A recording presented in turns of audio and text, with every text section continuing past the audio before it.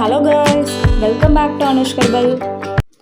நம்ம இப்போ வீடியோவில் பார்க்க போகிறது முடி நேச்சுரலாகவே சைனிங்காக சில்கியாக முடி நல்லா அடர்த்தியாக ஃபாஸ்ட்டாக வளர்கிறதுக்கான ஒரு ஹேர் க்ரோத் பேக் பற்றி தாங்க இந்த வீடியோவில் பார்க்க போகிறோம்.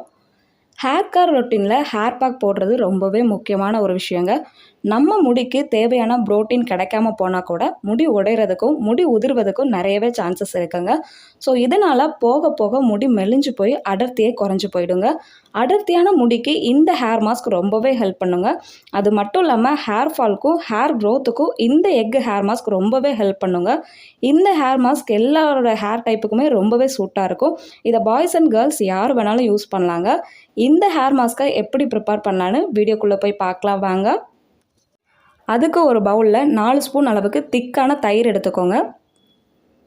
தயிர் ஸ்கேல்ப்பை நல்லா க்ளீனாக வச்சுக்கிறதுக்கு உதவும் அண்ட் முடியோட வறட்சியை நீக்கி டேண்ட்ரஃபை நல்லாவே கண்ட்ரோல் பண்ணி தருங்க. அடுத்ததாக 2 ஸ்பூன் அளவுக்கு ஆலோவேரா ஜெல் ஆட் பண்ணிக்கோங்க. இந்த ஆலோவேரா ஜெல் தலைமுடிக்கு ஒரு நேச்சுரல் மாய்ஸ்சரைசர் கொடுக்கும்.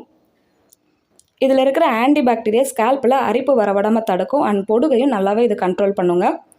மெயினாக இது பாடி ஹீட்டை ரெடியூஸ் பண்ணி தரும். இதனால் ஹேர் ட்ரைனஸும் ஆகாது. அடுத்ததாக உங்களோட ஹேர் லென்த்துக்கு ஏற்ற மாதிரி எக் எடுத்துக்கோங்க. எல்லாருக்குமே ஒரு டவுட் இருக்கும், எக்கோட எல்லோவை நம்ம யூஸ் பண்ணலாமா பண்ண வேணாமா அப்படின்ட்டு. யூஸ் பண்ணலாங்க. இந்த எக் எல்லோ வந்துட்டு ஸ்மெல் அடிக்குமே தவிர அதுலேயும் நல்லாவே ப்ரோட்டீன் இருக்குது. உங்களுடைய முடி நார்மல் ஹேராக இருக்குது அப்படின்னா முட்டையோட வெள்ளைக்கரு அண்ட் மஞ்சள் கரு ரெண்டையுமே நம்ம யூஸ் பண்ணிக்கலாங்க. பட் உங்களுக்கு ஆயில் ஹேராக இருக்குது அப்படின்னா உங்களோட ஸ்கேல்ப்புக்கு மட்டும் வெள்ளைக்கருவை யூஸ் பண்ணிவிட்டு முடிக்கு மட்டும் மஞ்சள் கருவை யூஸ் பண்ணுறது ரொம்பவே நல்லதுங்க. இதனால் முடி பிஞ்சு வராமல் இருக்கும். எனக்கு ஆயில் ஹேர் தான், ஸோ நான் இப்போ முட்டையோட வெள்ளைக்கருவை மட்டும் எடுத்திருக்கேன். ட்ரை ஹேராக இருக்குன்னா கூட எக்கோட எல்லோ கருவை நீங்கள் யூஸ் பண்ணிக்கலாங்க. இந்த எக்கில் நம்ம முடி வளர்ச்சிக்கு தேவையான நல்ல ஒரு ரிச் ப்ரோட்டீன் இருக்குங்க. இந்த எக்கு வந்துட்டு நம்மளோட ஹேர் ஃபாலையும் கண்ட்ரோல் பண்ணும் அண்ட் ஹேர் க்ரோத்தையும் இதுக்கு ப்ரமோட் பண்ணி கொடுக்குங்க. அடுத்ததாக நம்ம சேர்க்க போகிறது விட்டமின் இ கேப்சூல் தான். இது ஸ்கேல்ப்பை நீட்டாக வச்சுக்கிறதுக்கு ஹெல்ப் பண்ணும் அண்ட் முடி உதிர்வை இது கண்ட்ரோல் பண்ணி தருங்க. முடியை ஸ்ட்ராங்காக வளர்கிறதுக்கும் இது ஹெல்ப் பண்ணும். இதில் ஆன்டி ஆக்சிடென்ட் இருக்கிறதால தலைமுடி வீக் ஆகிறத தடுக்குதுங்க அண்ட் ஹேர் ட்ரை ஆகாமையும் பார்த்துக்கும். இது முடி அடர்த்தியாக வளர்கிறதுக்கு ரொம்பவே ஹெல்ப் பண்ணுங்க. தின்னாக இருக்கிற ஒவ்வொரு முடியும் இது வந்துட்டு திக்காக மாற்றும். இப்போ இதில் இருக்க லிக்விடை மட்டும் நம்ம கட் பண்ணிவிட்டு சேர்த்துக்கலாம். அடுத்ததாக 1 ஸ்பூன் அளவுக்கு விளக்கெண்ணெய் சேர்த்துக்கலாங்க, அதாவது கேஸ்டர் ஆயில். மற்ற ஆயிலை விட இந்த ஆயில் வந்துட்டு ரொம்பவே திக்காக தாங்க இருக்கும். முடி அடர்த்தியே இல்லை, முடி வளரும் போதே செம்பட்டையாக வளருது, இல்லை முடி நரைக்குது அப்படின்னு நினைக்கிறவங்க இந்த ஆயிலை நீங்கள் ப்ராப்பராக யூஸ் பண்ணிட்டு வரும்போது நல்லாவே ரிசல்ட் கிடைக்குங்க. அண்ட் இது டேண்ட்ரஃபையும் ரெடியூஸ் பண்ணி தரும். முடி அடர்த்தியாக கருகருன்னு வளர்கிறதுக்கு இது ரொம்பவே ஹெல்ப் பண்ணுங்க. நீங்கள் விளக்கெண்ணெய்க்கு பதிலாக கோகோனட் ஆயில் கூட 1 ஸ்பூன் அளவுக்கு சேர்த்துக்கலாங்க, அது உங்களோட சாய்ஸ் தான். இப்போ இதை எல்லாத்தையும் ஒரு விஸ்க் வச்சு நல்லா கலந்துக்கோங்க. விஸ்க் இல்லைனா கூட கையில் அல்லது ஒரு மிக்ஸி ஜாரில் 2-3 பல்ஸ் விட்டு நல்லா பிளெண்ட் பண்ணி எடுத்துக்கோங்க. இப்போ இதை நான் அப்படி தாங்க பிளெண்ட் பண்ணி எடுத்திருக்கேன். பிளெண்ட் பண்ணதுமே நல்லாவே வந்துட்டு லிக்விட் ஆகிடுச்சு. இப்போ இதை பார்க்குறதுக்கு நல்லா மோர் மாதிரியே இருக்குதுங்க. இப்போ இதை நம்ம வேற ஒரு பவுலுக்கு மாற்றிக்கலாம்.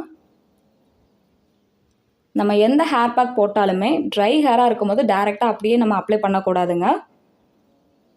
ஸோ ஹேர் மாஸ்க்கை அப்ளை பண்ணுறதுக்கு முன்னாடி உங்களோட தலையில் ஆயில் வச்சுட்டு சிக்கு இல்லாமல் நல்லா சீவி வச்சுக்கோங்க. இப்போ நம்ம அப்ளை பண்ண ஸ்டார்ட் பண்ணிக்கலாம்.